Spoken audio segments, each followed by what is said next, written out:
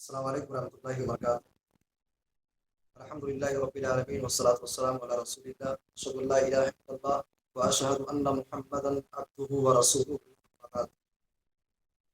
اعوذ باللہ من الشیطان الرجیم، بسم اللہ الرحمن الرحیم، والفجر وليال عشر۔ معزز سامعین کرام، دینی و اسلامی بھائیوں،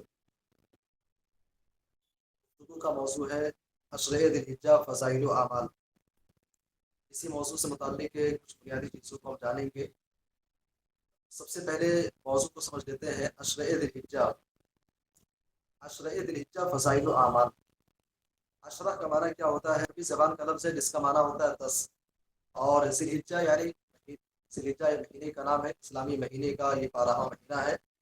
تو عشرہ ذی الحجہ یعنی ماہ ذی الحجہ کے 10 ایام۔ فضائل و اعمال، ان 10 دنوں کی فضیلت کیا ہے، اور ان 10 دنوں کے اندر اسلامی نقطۂ نظر سے کون کون سے اعمال انجام دینے چاہیے۔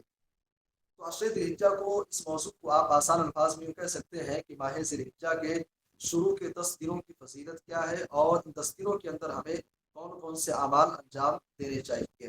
سب سے پہلے ہم بات کریں گے فضیلت کے تعلق سے۔ فضیلت یعنی 10 دنوں کی فضیلت کیا ہے؟ جس طریقے سے اللہ تبارک و تعالیٰ نے سال کے 12 مہینوں میں سے رمضان کے مہینے کو اہمیت اور فضیلت عطا کیا ہے، اسی طریقے سے ماہ ذی الحجہ کے شروع کے 10 دنوں کو اہمیت، فضیلت اور مقام حاصل ہے۔ وہ مقام کیا ہے؟ ایک فضیلت قرآن کی روشنی میں، اور ایک فضیلت احادیث رسول کی روشنی میں آپ کے سامنے پیش کرتا ہوں۔ قرآن کریم کی روشنی میں ماہ ذی الحجہ کے شروع کے 10 دنوں کی فضیلت کیا ہے؟ قرآن کریم کی 2 آیتیں آپ کے سامنے تلاوت کی گئی ہیں۔ قرآن کا 30واں پارہ، 30ویں پارے کی سورۃ الفجر۔ سورہ فجر کے اندر اللہ تعالیٰ نے شروعات میں، جب آپ پڑھیں گے شروعاتی آیتوں کے اندر چند چیزوں کی اللہ نے قسم کھائی ہے۔ سب سے پہلے قرآن کہتا ہے والفجر، اللہ نے قسم کھاتے ہوئے کہا کہ قسم ہے فجر کی۔ اب فجر سے کیا مراد ہے؟ فجر سے مراد نماز فجر ہے۔ فجر سے مراد ہے، بعض مفسرین کہتے ہیں کہ فجر کا وہ ٹائم ہوتا ہے۔ تو اللہ تعالیٰ نماز فجر کی قسم کھا رہا ہے، اور اس کے بعد اسی کو قسم ہے والفجر ولیال عشر، اور قسم ہے 10 راتوں کی۔ لیال یہ عربی زبان کے اندر یہ جمع ہے واحد اللیل، اس کا معنی ہوتا ہے رات، اور عشر کا معنی یہاں بھی دیکھیں وہی لفظ آیا ہوا، عشر کا معنی 10، ولیال عشر، اور قسم ہے 10 راتوں کی۔ اب 10 راتیں کون کون سی ہیں؟ 10 راتوں سے مراد کیا ہے؟ عبداللہ ابن عباس رضی اللہ عنہ اور دیگر مفسرین صحابہ کرام اور ان کے بعد میں اسلاف امت کا اسی بات پر اتفاق ہے کہ لیال عشر یعنی 10 راتوں سے مراد ماہ ذی الحجہ، اسلامی کیلنڈر، اسلامی تاریخ کا جو 12واں مہینہ ہے، 12ویں مہینے کی شروعات کی جو 10 دن ہیں، شروعات کے 10 دن ہیں، وہی مراد ہے ولیال عشر سے۔ اب اس آیت کریمہ کی روشنی میں آپ غور کریں، اللہ تعالیٰ 10 راتوں کی قسم کھا رہا ہے۔ اچھا، قسم کھانے کا مطلب کیا ہوتا ہے؟ دنیا کے اندر ایک انسان جو ہے، بعض دفعہ ہمارے ساتھ کچھ مسائل پیش آتے ہیں تو ہم آپس میں کہتے ہیں بھائی قسم کھاؤ کہ تم نے یہ کام کیا ہے، قسم کھاؤ کہ تم نے یہ کام نہیں کیا ہے، قسم کھاؤ کہ یہ چیز تمہاری ہے۔ تو ہم آپس میں بعض دفعہ یہ اس طریقے سے آپس میں قسم دلواتے ہیں۔ اچھا، قسم ہم کس کی کھاتے ہیں؟ اللہ کی قسم۔ انسان قسم کھاتا ہے اور کہتا ہے اللہ کی قسم میں نے یہ کام نہیں کیا ہے، رب کعبہ کی قسم یہ کام میں نے نہیں کیا ہے، خالق کائنات کی قسم میں نے یہ کام نہیں کیا ہے۔ انسان ایک مسلمان، ایک کلمہ گو، حالانکہ غیر مسلم کے ہاں قسم کھانے کے طریقے الگ ہیں۔ سر کی قسم ہے، ماں کی قسم ہے، باپ کی قسم ہے، بہن کی قسم، نہ جانے کیسی کیسی قسمیں ہیں۔ حالانکہ اسلام ان ساری چیزوں کی اجازت نہیں دیتا ہے۔ قسم کھاتے ہیں تو اللہ کی قسم کھاتے ہیں۔ اچھا، اللہ کی قسم کھاتے ہیں، اس موقع پر سامنے والا جو ہوتا ہے نا، اس کو خاموش رہتا ہے کہ بھائی اس نے اللہ کی قسم کھا لیا ہے، اب معاملہ اس کا اور اس کا اللہ کے بیچ میں ہے، ہم اس کو کچھ نہیں کہنے والے۔ تو ہم اللہ کی قسم کھاتے ہیں، کیوں؟ اس لیے کہ اللہ کی ذات ہماری نظر میں عظیم ہے۔ اللہ تعالیٰ 10 راتوں کی قسم کھا رہا ہے، قسم کھا کر کے خالق کائنات، خالق ارض و سما یہ بتانا چاہ رہا ہے میرے بندو، ذی الحجہ کے شروع کے 10 ایام بڑے قیمتی ہیں، بڑے اہمیت والے ہیں، بڑی فضیلت والے ہیں، لہٰذا ان ایام کی قدر کرو، ان کی اہمیت کو جانو، ان کی فضیلت کو سمجھو۔ اللہ تعالیٰ کا قسم کھانا ان 10 دنوں کی اہمیت اور فضیلت کے اوپر دلالت کرتا ہے۔ اسی طریقے سے اللہ کے نبی صلی اللہ علیہ وسلم کی ایک حدیث جو کہ امام طبرانی رحمہ اللہ اپنی کتاب ہے فضل عشر ذی الحجہ، یعنی ماہ ذی الحجہ کے شروع کے 10 دنوں کی جو فضیلت آئی ہوئی ہے، اس تعلق سے امام طبرانی رحمہ اللہ کی نے مستقل طور پہ کتاب لکھی ہے، جس کے اندر ان تمام احادیث کو جمع کیا ہے۔ اس کتاب کے اندر ایک روایت آپ کو ملے گی جو کہ جابر بن عبداللہ رضی اللہ عنہ سے مروی ہے۔ جابر بن عبداللہ رضی اللہ عنہ کہتے ہیں قال رسول اللہ صلی اللہ علیہ وسلم افضل ایام الدنیا ایام العشر، پیارے نبی نے فرمایا کہ دنیا کے اندر جتنے دن پائے جاتے ہیں تمام دنوں میں سب سے افضل دن ذی الحجہ کے شروع کے 10 دن ہیں۔ افضل ایام الدنیا، دنیا کے اندر جتنے دن پائے جاتے ہیں تمام دنوں میں سب سے افضل سب سے بہتر دن جو ہے وہ کون سے ہیں؟ ایام العشر، ایام العشر ماہ ذی الحجہ کے شروع کے 10 ایام ہیں۔ صحابہ نے سوال کیا یا رسول اللہ ولا مثلہن فی سبیل اللہ، کیا ان 10 دنوں کے طرح 10 دنوں کی طرح اللہ کی راہ میں جہاد کرنے والا دن بھی نہیں ہے؟ یعنی ایک انسان جہاد فی سبیل اللہ کے لیے نکلتا ہے، اب اس کا جہاد فی سبیل اللہ کے لیے نکلنا وہ دن، کیا وہ دن بھی ماہ ذی الحجہ کے شروع کے 10 دنوں سے زیادہ عظیم نہیں ہے؟ پیارے نبی نے فرمایا ولا فی سبیل اللہ، پیارے نبی نے فرمایا کہ ہاں اگر کوئی انسان ایسا ہے جہاد فی سبیل اللہ کے لیے نکلتا ہے اور اسی راہ میں وہ شہید کر دیا جاتا ہے تو ایسے انسان کا وہ دن تمام دنیا جہان کے تمام دنوں میں سب سے افضل دن شمار کیا جائے گا، ورنہ ماہ ذی الحجہ کے شروع کے 10 ایام کے تمام دنوں میں سب سے افضل سب سے بہتر اور سب سے بہترین ہے۔ تو خلاصہ کلام یہ ہے کہ ماہ ذی الحجہ میں ہم اور آپ داخل ہونے والے ہیں۔ ماہ ذی الحجہ کے شروع کے 10 ایام بڑے ہی اہمیت والے ہیں، بڑی ہی فضیلت والے ہیں۔ اب سوال یہ پیدا ہوتا ہے جب یہ ایام اتنے قیمتی ہیں، جب اتنے قیمتی ہیں تو ان قیمتی اوقات میں ہمیں اور آپ کو کرنا کیا ہے؟ اسلام ہمیں ایسے موقع پر کیا تعلیم دیتا ہے، کون سی باتیں سکھاتا ہے کہ ایسے موقع پر ایک مسلمان کو کرنا کیا چاہیے؟ ایسے موقع پر ہمیں اور آپ کو سب سے پہلا جو کام کرنا ہے کام یہ ہے ہم اعمال صالحہ انجام دیں، اعمال صالحہ کریں۔ اعمال صالحہ یعنی ایسے اعمال جو کتاب اللہ اور سنت رسول کے مطابق ہو، صرف عمل نہیں کرنا ہے، اعمال صالحہ کرنا۔ دو چیزیں ہیں، یہاں ایک نقطہ سمجھنے کی ضرورت ہے۔ مسلمانوں میں آپ دیکھیں گے بہت سارے لوگ ایسے ہیں جو فقط ایمان والے ہیں، ان کی زندگی میں عمل نہیں ہے۔ کچھ ایسے ملیں گے جن کے یہاں ایمان ہے اور ایمان کے ساتھ عمل بھی ہے، کچھ ایسے ملیں گے آپ کو جن کے یہاں ایمان بھی ہے، عمل بھی ہے اور عمل صالح ہے۔ گویا کہ ایمان اور عمل کے اعتبار سے اگر مسلمانوں کو ڈیوائڈ کیا جائے تو 3 حصوں میں ہم بانٹ سکتے ہیں۔ پہلا طبقہ ہے صرف ایمان والوں کا جو مسلمان ہیں لیکن ان کے یہاں کوئی ایکٹیویٹی نہیں ہے، دینی اعتبار سے شرعی اعتبار سے کوئی ایکٹیویٹی ان کے یہاں پائی ہی نہیں جاتی ہے۔ اچھا، دوسری کیٹیگری ہے ان لوگوں کی جو ایمان والے ہیں اور عمل بھی کرتے ہیں، لیکن عمل کیسا ہے؟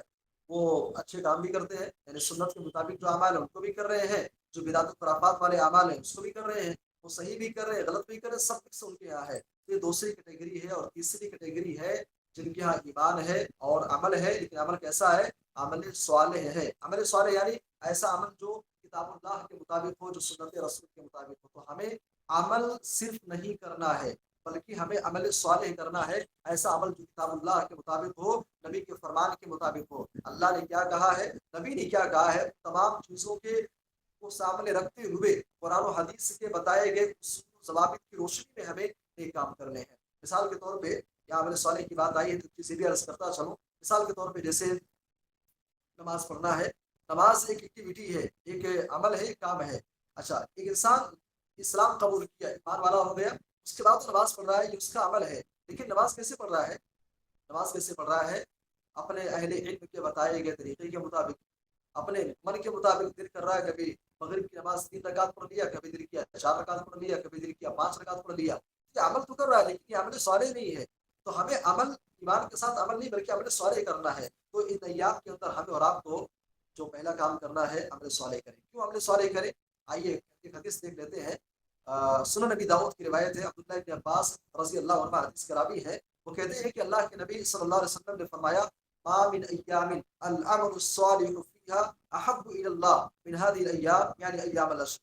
کہتے ہیں کہ پیارے نبی صلی اللہ علیہ وسلم نے فرمایا دنیا جہان کے اندر جتنے دن پائے جاتے ہیں، جتنے دن پائے جاتے ہیں، ایک سال میں 365 دن ہوتے ہیں، 365 دنوں کے اندر انسان نیکیاں کرتا رہے، خیر کے کام کرتا رہے۔ پیارے نبی صلی اللہ علیہ وسلم کہتے ہیں ان تمام دنوں میں سب سے زیادہ جس دن کی عبادت اللہ کو محبوب اور پسندیدہ ہے وہ دن کون سے ہیں؟ ذی الحجہ کے شروع کے 10 ایام ہیں، ذی الحجہ کے شروع کے 10 ایام۔ پیارے نبی کہہ رہے ہیں کہ انسان سال کے 12 مہینے جو بھی عبادت کرنا چاہے، جس دن میں کرنا چاہے کرے، لیکن تمام دنوں میں سب سے زیادہ جس دن کی عبادت اللہ کو محبوب ہے، اللہ کو پسندیدہ ہے، تو وہ دن کون سا ہے؟ وہ دن ذی الحجہ کے شروع کے 10 ایام ہے۔ اچھا یہاں کا سوال پیدا ہو سکتا ہے کیا رمضان سے بھی زیادہ افضل ہے؟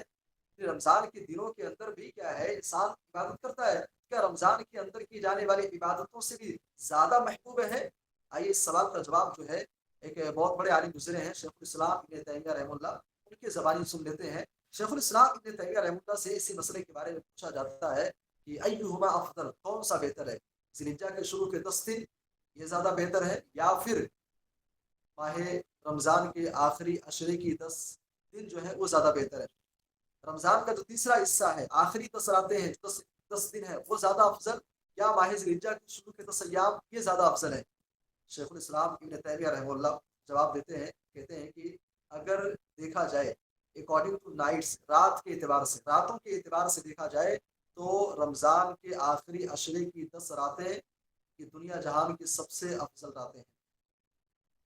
لیکن اگر اکارڈنگ ٹو ڈیز، دنوں کے اعتبار سے، صرف دن کے اعتبار سے دیکھا جائے، حالانکہ جب دن بولا جاتا ہے ایک دن 2 دن تو دن رات دونوں مراد ہوتے ہیں، لیکن کہتے ہیں کہ اگر صرف دن کے اعتبار سے صبح سے لے کر کے شام تک اگر اس ناحیے سے دیکھا جائے، اس ناحیے سے، تو ذی الحجہ کے شروع کے 10 دن یہ زیادہ افضل ہے، یہ زیادہ افضل ہے۔ اگر آپ سے کوئی سوال کرے، اگر آپ سے کوئی سوال کرتا ہے کہ بھائی دنیا جہان کے سب سے بہترین دن کون سے ہیں، آپ کہہ سکتے ہیں ذی الحجہ کے شروع کے 10 دن یہ زیادہ افضل ہے۔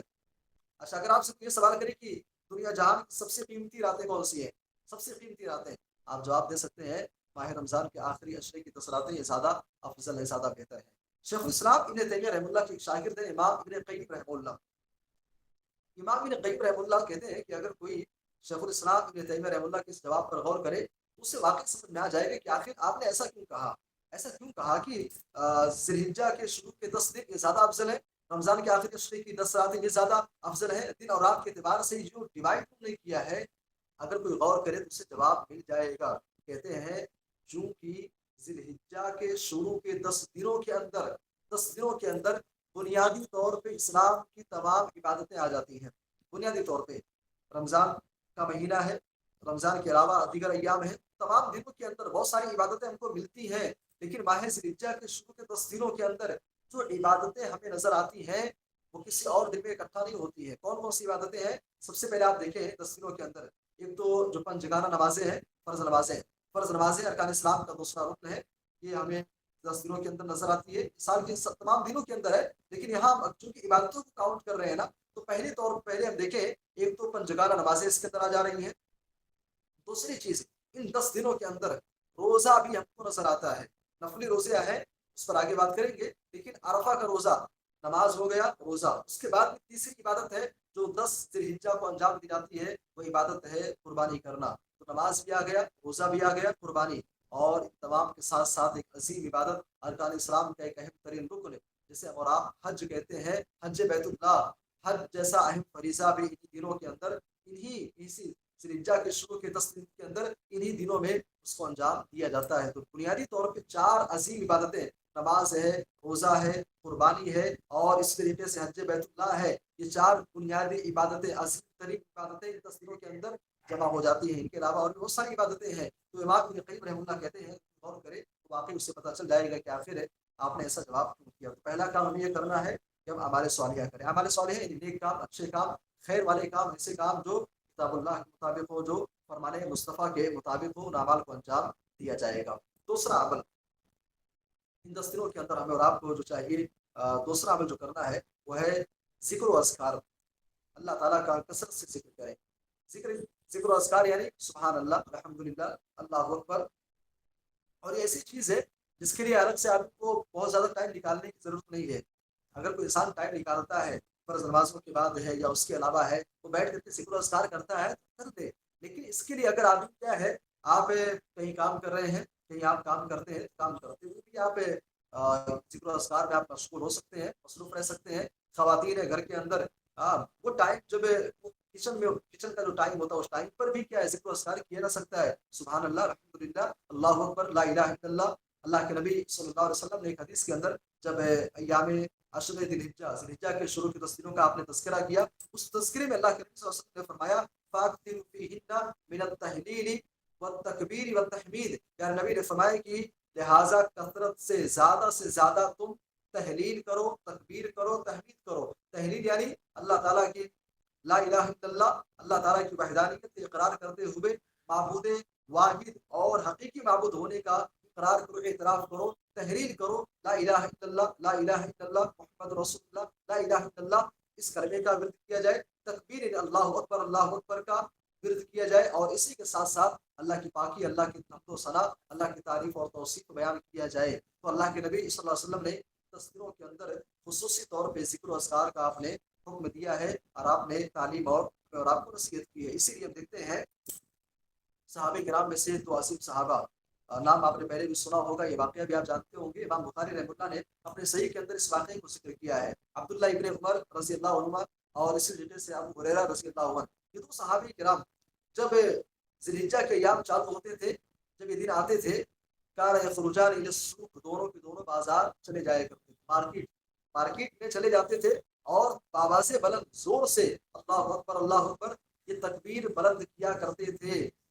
اور بیان کرنے والے کہتے ہیں جب وہ تکبیر بلند کرتے تھے تو ان کے ساتھ میں اور بھی جو دیگر لوگ جو سننے والے تھے وہ سب کے سب ساتھ میں اللہ اکبر ذکر و اذکار میں مشغول ہو جایا کرتے تھے، تکبیر میں، تحلیل میں، تحمید میں مصروف ہو جایا کرتے تھے۔ تو یہ اثر صحابہ کرام کا یہ عمل، نبی کی حدیث، صحابہ کا یہ عمل ہمیں اور آپ کو پیغام دیتا ہے کہ ہم اگر واقعی نبی کے سنت کے پیروکار ہیں، منہج صحابہ پر چلنے والے ہیں، تو ہماری بھی زندگی کے اندر وہ تصویر، وہ عکس اور وہ منظر نظر آنی چاہیے جو ہمارے نبی کی زندگی میں تھی، صحابہ کی زندگی میں تھی۔ اچھا، اب اس واقعے کو سامنے رکھتے ہوئے اب کوئی انسان ہم میں سے کوئی ایسا ہرگز نہ کرے، یہاں پہ بطور تنبیہ چیز کہنا چاہوں گا کہ ہم میں سے کوئی ہرگز ایسا نہ کرے کہ بھائی صحابہ کے نام مارکیٹ نکل جاتے تھے، نعرے تکبیر بلند کرتے تھے، تو ہم بھی ایسا کرتے ہیں، اپنے محلے کی، اپنے علاقے کی جو مارکیٹ ہے وہاں چلتے ہیں اور چل کر کے اللہ اکبر کے نعرے بلند کرتے نہیں بھائی، حکمت کے ساتھ، دانائی کے ساتھ۔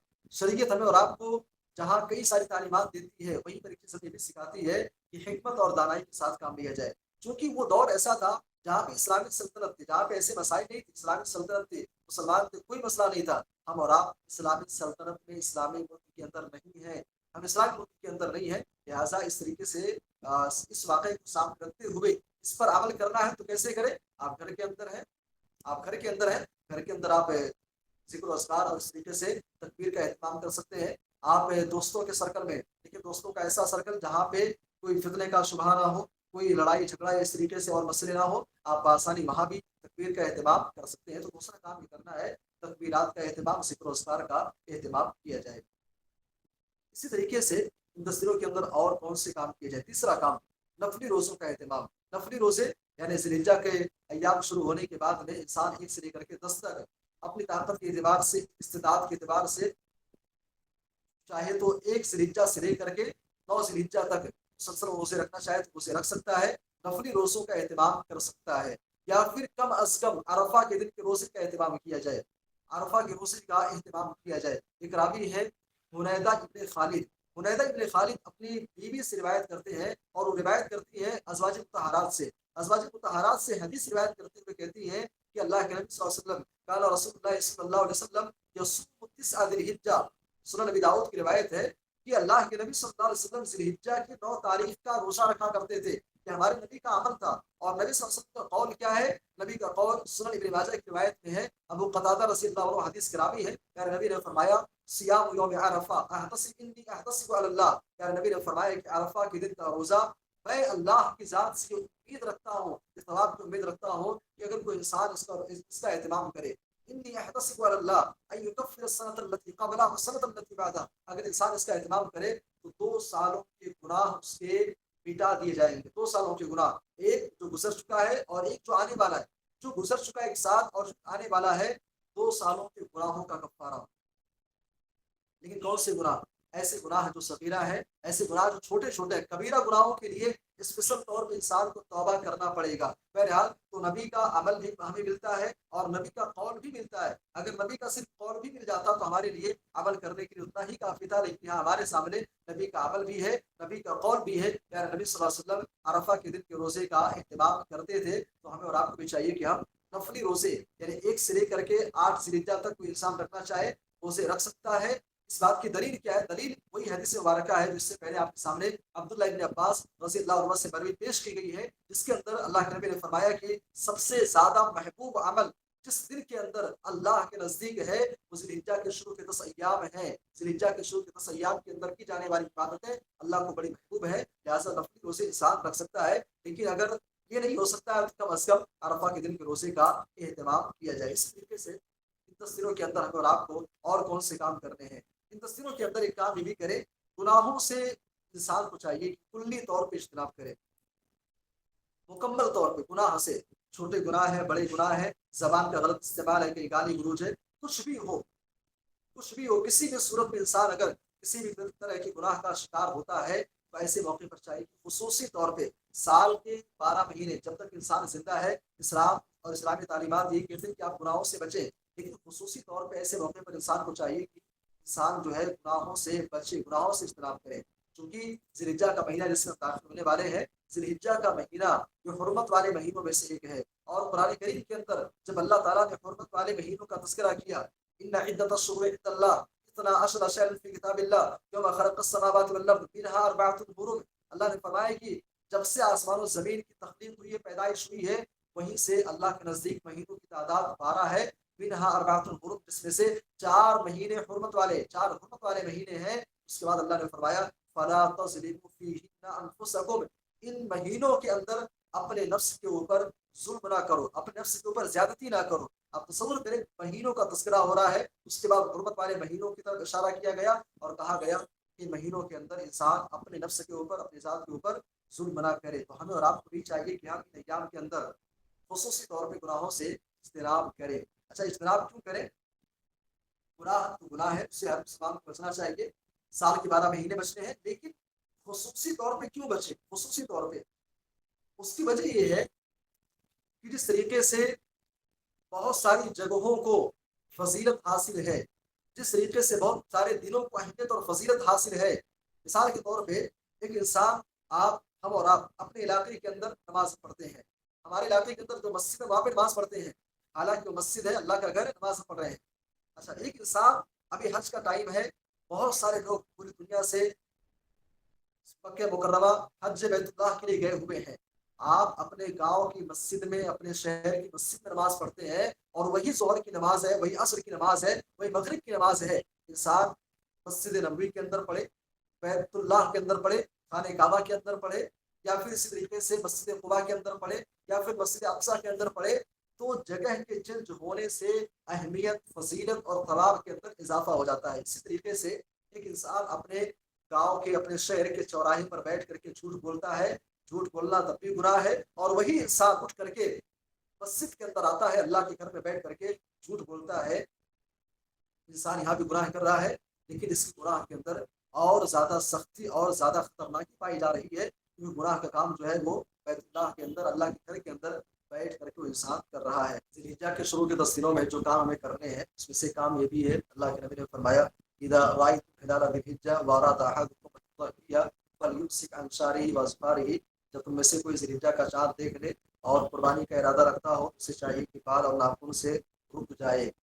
جو قربانی کا ارادہ رکھتا ہے، اصل میں اس حدیث کے سامنے، اس حدیث کو سامنے رکھتے ہوئے اہل علم کے ہاں دو موقف، دو اقوال پائے جاتے ہیں. ایک قول تو یہ ہے کہ اللہ کے نبی نے جو کہا ہے کہ تم میں سے جو قربانی کا ارادہ رکھتا ہے، گھر کے اندر قربانی ہوتی ہے، قربانی کسی ایک کے نام پر ہوتی ہے، تو بعض اہل علم اس بات کی طرف گئے ہیں جس کے نام سے قربانی ہونی ہے صرف وہی بال اور ناخن کاٹنے سے بچے گا. اچھا، یہ پہلا موقف ہے. دوسرا موقف یہ ہے کہ چونکہ قربانی جو ہوتی ہے نا، وہ بظاہر ایک کے نام سے ہوتی ہے، حقیقت یہ کہ قربانی گھر کے سارے لوگوں کی طرف سے ہوتی ہے، سارے لوگوں کی طرف سے قربانی ہوتی ہے. لہذا تمام لوگوں کو چاہیے کہ بال ناخن کاٹنے سے بچیں. اب ان دو اقوال کی روشنی میں زیادہ بہتر اور زیادہ مناسب اور جس بات کی طرف اکثر اہل علم گئے ہیں، وہ چیز یہی ہے کہ گھر کے تمام افراد جو ہے وہ بال اور ناخن کاٹنے سے بچیں. بہرحال تو یہ چند اعمال تھے، فضائل و اعمال عشر ذی الحجہ. فضائل و اعمال عشر ذی الحجہ کیا ہے، فضائل کیا ہے، اور ان دنوں کے اندر ہمیں اور آپ کو کون کون سے اعمال انجام دینے چاہیے. سالوں سے چند باتیں تھی. اللہ تعالیٰ سے اللہ تعالیٰ ہم سب کو جو باتیں کہی گئی ہیں اس پر عمل کرنے کی توفیق عطا فرما. آمین. تقبل یا رب العالمین.